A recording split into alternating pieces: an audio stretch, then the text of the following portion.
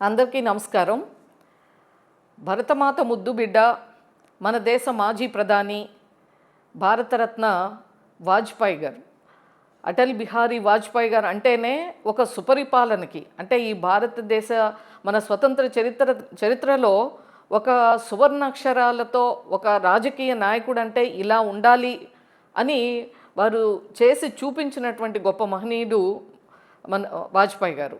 వారి ఒక శత జయంతిని పురస్కరించుకొని ఈరోజు ధర్మవరంలో మొదలై ఈ రాబోయే 10 రోజులు కూడా 25వ తారీఖు వరకు కూడా అన్ని జిల్లాల్లో మన రాష్ట్ర భారతీయ జనతా పార్టీ రాష్ట్ర అధ్యక్షులు పివిఎన్ మాధవ్ గారి ఆధ్వర్యంలో ఇవాళ అటల్ మోడీ సుపరిపాలన యాత్ర అని చెప్పి ఒక బస్సు యాత్ర మొదలుపెట్టి ఈరోజు ఉదయమే ధర్మవరంలో మొదలైంది. ఈ రోజు నుంచి ప్రతిరోజు కూడా 1-2 జిల్లాల్లో వారు ప్రయాణిస్తూ ఈ యొక్క యాత్రని కొనసాగిస్తూ ఆయా జిల్లాల్లో, జిల్లా కేంద్రాల్లో అటల్ బిహారీ వాజ్పేయి గారి యొక్క విగ్రహాలను ఆవిష్కరిస్తూ అక్కడ బహిరంగ సభల్ని జరుపుకుంటూ, అదే మాదిరిగా మరి వారి యొక్క టైంలో జరిగినటువంటి సుపరిపాలన, అది ఒక మన దేశ చరిత్రలో స్వర్ణ యుగానికి నాంది పలికినటువంటి సందర్భం.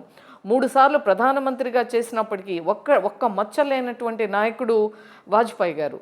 అదే కాదు, ఆ రోజున వారు తీసుకొచ్చినటువంటి అనేక సంస్కరణలు, పరిపాలనా సంస్కరణలు, రాజకీయ సంస్కరణలు, ఈ దేశానికి భవిష్యత్తుకి ఏం కావాలి అని చెప్పి ఆలోచించినటువంటి గొప్ప మహనీయుడు వాజ్పేయి గారు.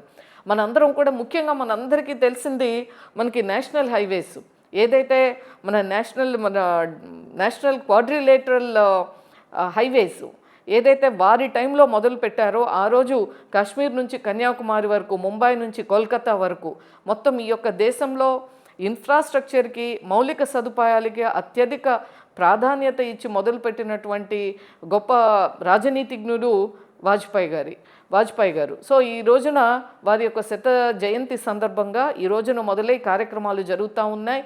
కూటమి నాయకులందరూ కూడా ఆయా జిల్లాల్లో పాల్గొంటూ ఉన్నారు. ఈ యొక్క నర్సాపురంలో కూడా 22వ తారీఖున ఆ యొక్క కార్యక్రమం భీమవరంలో జరుగుతుంది. కాబట్టి ఎక్కడికక్కడ ప్రతి ఒక్కరూ కూడా ఈ యొక్క కార్యక్రమంలో పాల్గొని, ఎందుకంటే వారు రాజకీయాలకు అతీతమైనటువంటి నాయకుడు వాజ్పేయి గారు. కాబట్టి ప్రతి ఒక్కరూ, ముఖ్యంగా యువత ఈ యొక్క కార్యక్రమంలో పాల్గొని ఈ యొక్క అటల్ మోడీ సుపరిపాలన యాత్రని విజయవంతం చేయాలని చెప్పి మనస్ఫూర్తిగా కోరుకుంటున్నాను. నమస్కారం.